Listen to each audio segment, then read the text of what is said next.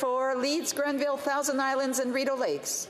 Madam Speaker, we've seen the reports in Global News and the Globe and Mail about the coordinated campaign by the communist dictatorship in Beijing to influence our elections, and they're doing that with money and resources to try to get preferred outcomes for parties who are and candidates who are sympathetic to them. We know that our security services briefed the Prime Minister's Chief of Staff, Katie Telford, and now we have the Procedure and House Affairs Committee who's been filibustered for 3 days as part of the Liberal cover-up to prevent her from coming. Will the Prime Minister announce today that he will allow his Chief of Staff to testify and tell Canadians what she knew?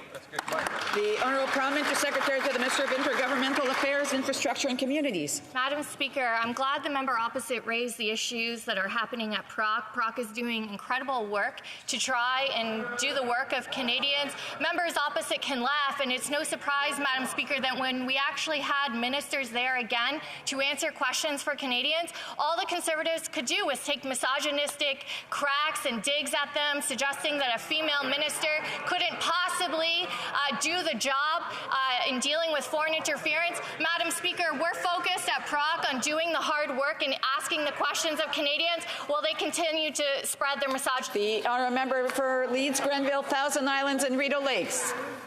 We're looking for answers for Canadians, and the Liberals are engaged in a multi-day cover-up filibuster. Our ask is very simple. The most senior person working for the Prime Minister, his Chief of Staff, Katie Telford, was briefed by CSIS about the interference attempt by the communist regime in Beijing to interfere and to change the outcomes of our elections. We want the Prime Minister's Chief of Staff to testify at committee, and we want to know when she's going to testify.